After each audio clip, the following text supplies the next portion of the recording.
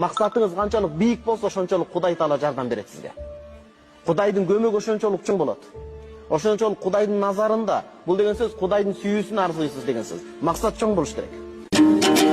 Максатка кайра кайтада, маңыздуу сөздөн айтада, жер бетинде сайрандап жегениң максат боло албайт.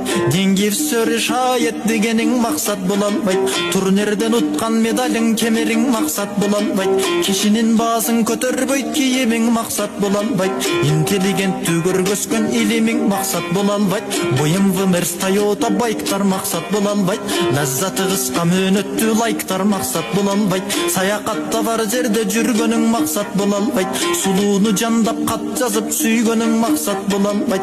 Бир канча кызык фактыны билгениң максат боло албайт. Арасында элдердин атагың максат боло албайт. Аты гүл салган жоолугуң сакалың максат боло албайт. Үч тилдин баарын суу